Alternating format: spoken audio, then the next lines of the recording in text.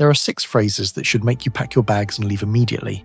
Not tomorrow, not after another conversation, not after counselling. Immediately. These aren't just words, they're windows into how she really sees you. And once you hear them, you can't unhear them. Once you know what they really mean, staying becomes a choice to accept your own devaluation.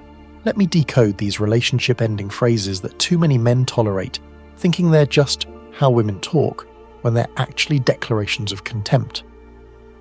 Before we dive in, understand something crucial. These phrases aren't said in the heat of an argument by accident. They're calculated, tested, refined. She knows exactly what she's doing when she says them.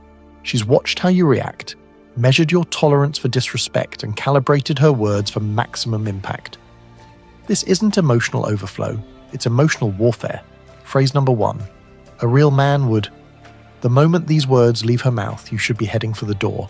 This isn't a statement. It's a manipulation tactic as old as relationships themselves.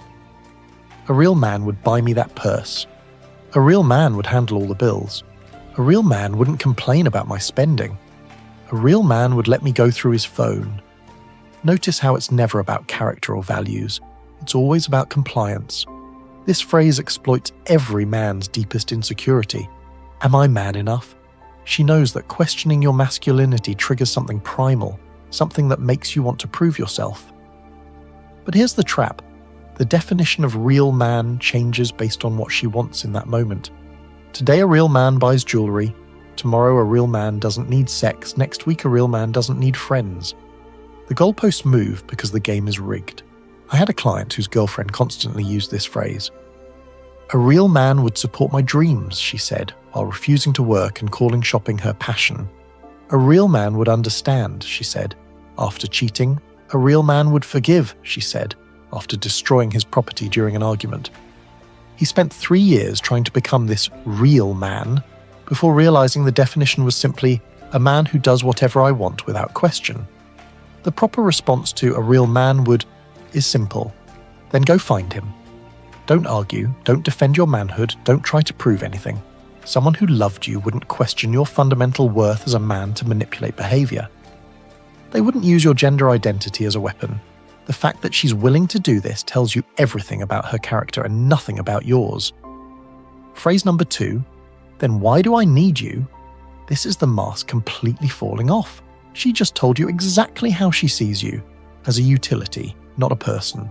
You're not a partner, you're a service provider. And apparently you're not providing enough service to justify your existence in her life. This phrase reveals a transactional mindset so profound that recovery is impossible. Think about the arrogance required to say this. She's essentially conducting a performance review on your value to her life, and you're failing. But relationships aren't employment. Love isn't supposed to be conditional on utility. When someone asks, "Why do I need you?" they're telling you they don't want you.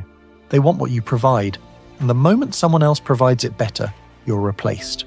This phrase usually comes out when you can't or won't do something she demands. Can't afford the vacation she wants? Then why do I need you? Won't skip your mother's birthday for her friend's party? Then why do I need you? It's emotional terrorism designed to make you scramble to prove your worth. But someone who actually loved you would never question your fundamental value based on a single situation. A client heard this phrase when he lost his job. 8 years of marriage, 2 kids, and the moment his income stopped, his wife asked, "If you can't provide, why do I need you?" Not, "How can I help?" Not, "We'll get through this together." Her first thought was about his utility to her. He found a new job in 3 months, but he never forgot that revelation. They're divorced now, and he's with someone who sees him as a person, not a paycheck. The manipulation here is multi-layered. First, it reduces you to your functions. Second, it implies you're replaceable. Third, it suggests she's doing you a favor by keeping you around. Fourth, it demands you justify your existence. No healthy relationship includes someone having to prove why they deserve to exist in their partner's life.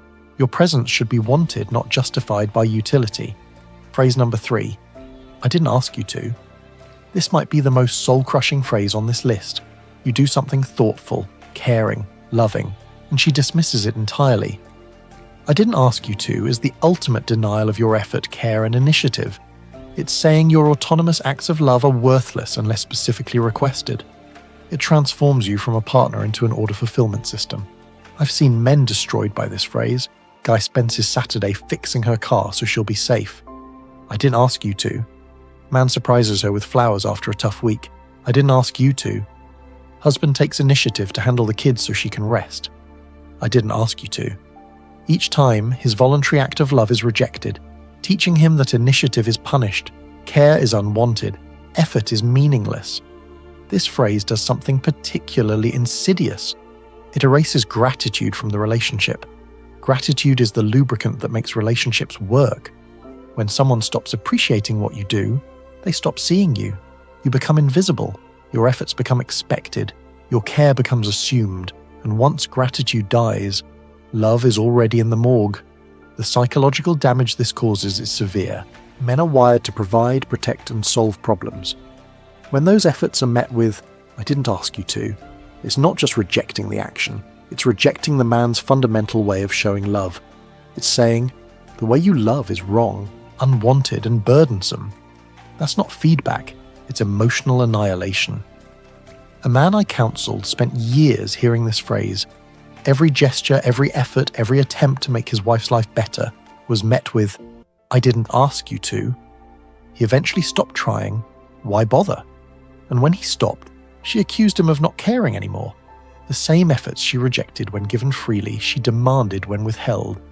It wasn't about the acts themselves, it was about control. Phrase number 4, I'm PMSing. Now, before anyone starts typing angry comments, let me be crystal clear. PMS is real. Hormonal discomfort is real. Physical pain is real. I'm not dismissing women's biological reality.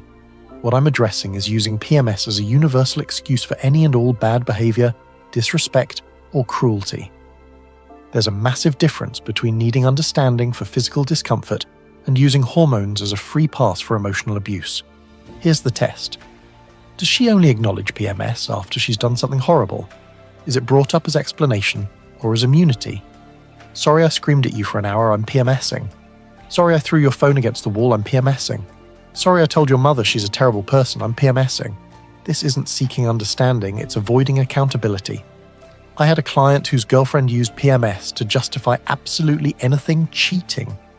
PMS made her emotional and vulnerable, spending $3,000 on his credit card. PMS made her impulsive, telling his friends he was bad in bed. PMS made her mean. For 1 week every month, she had diplomatic immunity from consequences. That's not a relationship, it's a hostage situation with scheduled torture. The manipulation here is that you can't challenge it without looking like an insensitive jerk who doesn't understand women's bodies. But understanding biological discomfort doesn't mean accepting emotional abuse. Every adult is responsible for managing their own emotional regulation, regardless of what's happening hormonally. Men have testosterone fluctuations too, but I was having a high tea day isn't an excuse for punching walls. I counseled a man whose ex-girlfriend said this after 7 years together. I wasted my best years on you, she said at 32.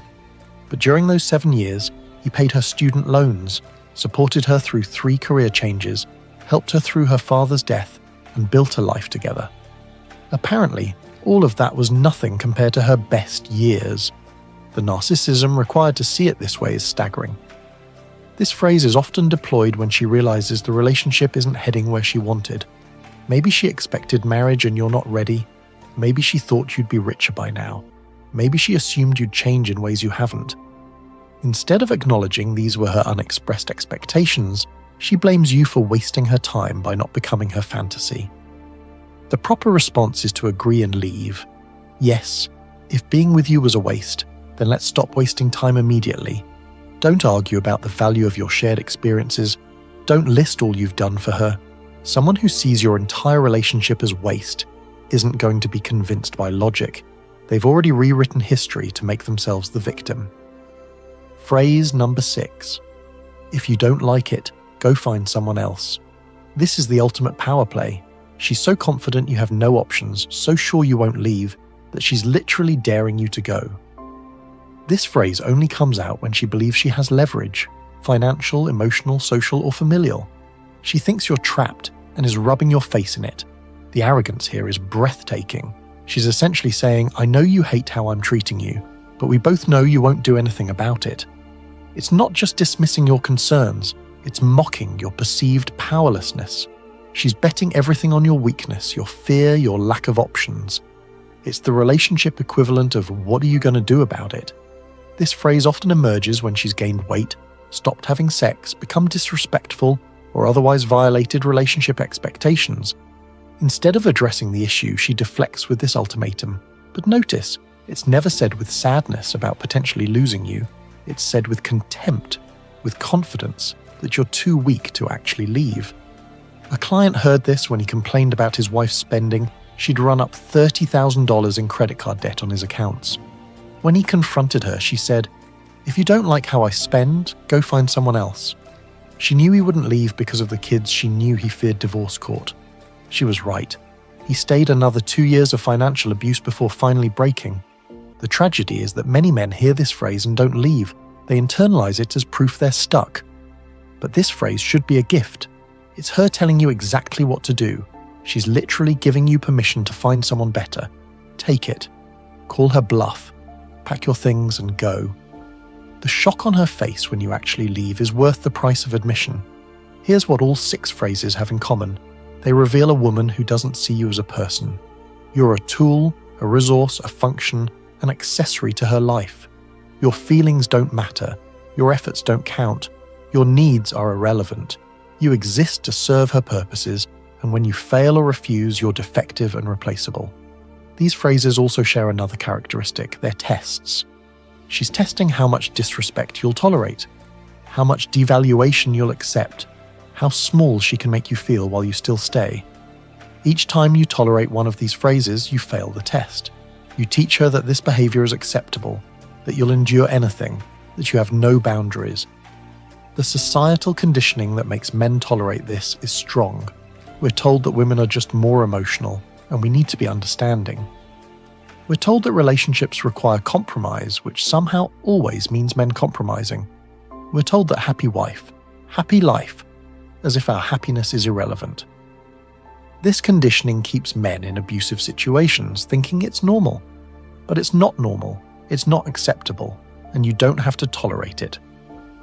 A woman who loves you wouldn't question your manhood to manipulate you, wouldn't evaluate your utility like your equipment, wouldn't dismiss your efforts with contempt, wouldn't use biology as an excuse for cruelty, wouldn't see your time together as waste, wouldn't dare you to leave.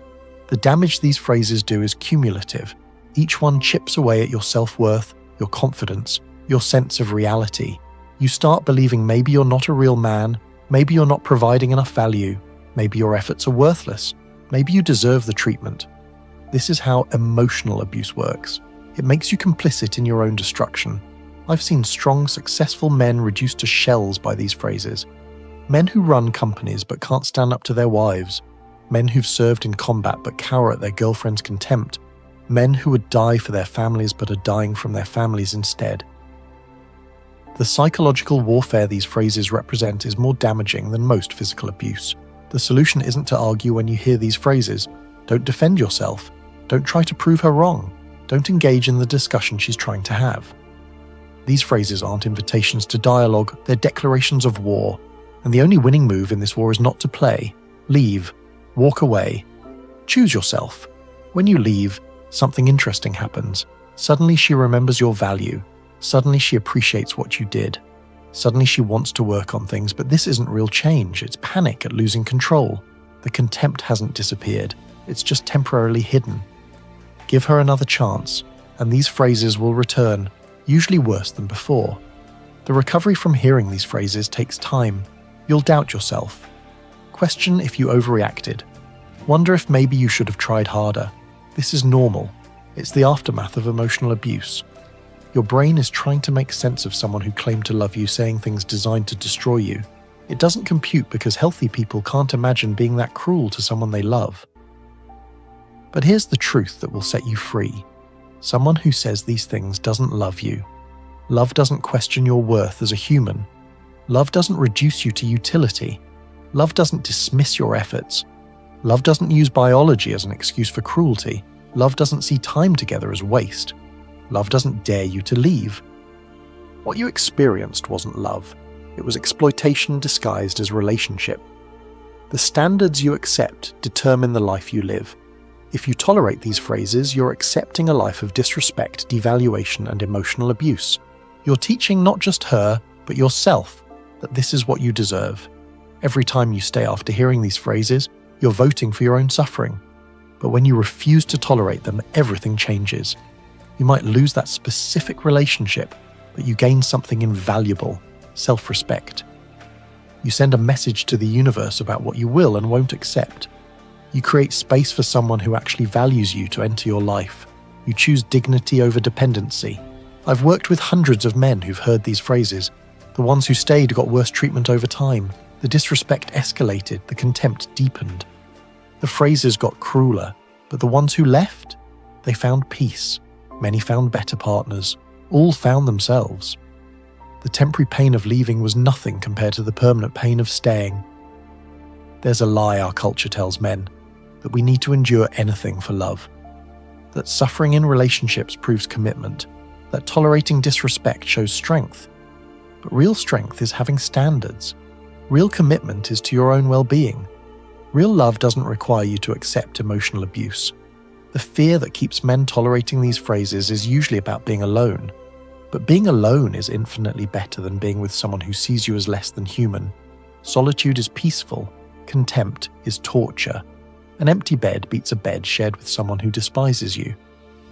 No relationship is better than an abusive relationship. Some men worry about the kids, thinking staying in an abusive situation is better for them. It's not. Your children are learning what relationships look like from watching yours. Every time they see their mother disrespect you and you accept it, they're learning that's normal. Your sons learn to accept abuse. Your daughters learn to deliver it. Leaving teaches them that self-respect matters. The financial fears are real but overblown. Yes, divorce is expensive. Yes, you might pay alimony or child support. But what's the cost of staying? The therapy you'll need. The health problems from chronic stress. The career damage from being emotionally destroyed. The years of a life stress steals. Leaving might cost money, but staying costs everything. Here's my challenge to you. Make these 6 phrases your red lines. The moment you hear any of them, start planning your exit. Not negotiating, not counseling, not hoping for change. Leaving. Because someone who says these things has already left the relationship emotionally. They're just keeping you around for utility while destroying you for sport. You deserve better than being someone's utility. Better than being questioned and tested. Better than having your efforts dismissed. Better than being blamed for someone else's choices. Better than being dared to find happiness elsewhere. You deserve someone who sees you as a person, values you as a partner, and treats you with basic human respect. The transformation that happens when you refuse to tolerate these phrases is profound. You stop attracting women who would say them. You start recognizing disrespect earlier. You develop an allergy to contempt. Your standards rise, and mysteriously, people rise to meet them. The universe responds to the energy you put out, and refusing to accept disrespect changes your entire reality. Remember, these phrases aren't mistakes or slips of the tongue. They're revelations of how she really sees you. When someone shows you who they are, believe them the first time, don't wait for the 2nd, 3rd, or 10th time. Don't hope they didn't mean it. Don't assume you misunderstood. Trust what you heard and respond accordingly. The most powerful thing you can do when hearing these phrases is to simply say, okay, and then leave. Don't argue, don't explain, don't justify. Just acknowledge that you've heard her loud and clear and then act on that information. The calm acceptance followed by decisive action is more powerful than any argument you could make. Your time, energy, and emotion are finite resources. Every moment you spend with someone who says these phrases is a moment you're not spending. Finding someone who would never dream of saying them. Every ounce of energy you waste on someone who sees you as utility is energy. You're not investing in someone who sees you as irreplaceable. The men who escape these toxic dynamics often say the same thing. I wish I'd left sooner. Not one says, I wish I'd stayed longer and tried harder. The regret is never about leaving. It's about tolerating the intolerable for as long as they did learn from their experience. Don't waste years learning what others have already learned. If you're in a relationship where these phrases are common, you're not in a relationship, you're in an extraction. She's extracting value while injecting poison. She's taking what you provide while destroying who you are. This isn't love.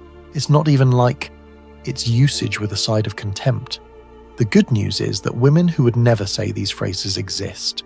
Women who appreciate effort, respect masculinity, take accountability, manage their emotions, value time together, and want you to stay because they love you, not because you're useful. But you'll never find them while tolerating someone who speaks to you with contempt. Your assignment, if you're brave enough, memorize these 6 phrases. Make them your non-negotiables. The moment you hear them, recognize them for what they are. Relationship enders, not conversation starters. Don't try to fix someone who sees you this way. Don't try to prove your worth to someone who questions it. Just leave and find someone who already knows your value. The life waiting for you on the other side of these toxic phrases is worth the temporary discomfort of leaving. Peace instead of constant conflict. Appreciation instead of contempt. Partnership instead of exploitation. Love instead of usage. Respect instead of ridicule. It exists, but only for men brave enough to refuse the alternative. Stop tolerating the intolerable. Stop accepting disrespect as the price of companionship. Stop letting someone else's dysfunction become your life sentence. These 6 phrases are gifts. They tell you exactly who she is and exactly what you should do. Listen to them, believe them, and act accordingly. Your life is too short and too valuable to spend with someone who questions your manhood, evaluates your utility, dismisses your efforts, excuses their cruelty, regrets your time together, or dares you to leave. You deserve someone who celebrates your masculinity, appreciates your contributions, takes responsibility for their actions, values your history, and fights to keep you. The moment you stop accepting these phrases, you start becoming the man you were meant to be. Not because you changed, but because you finally stopped letting someone convince you that you needed to. You were never the problem. The problem was staying with someone who spoke to you like you were. I want to hear from you guys. Which of these phrases have you heard? Which one hit closest to home? How did you respond and what happened after? Drop your experiences in the comments. Let's help other men recognize these red flags and find the courage to refuse them. Like this video if it opened your eyes, subscribe. If you want more unfiltered truth about relationship dynamics. And remember, you teach people how to treat you by what you tolerate. Stop tolerating disrespect and watch how quickly your life improves.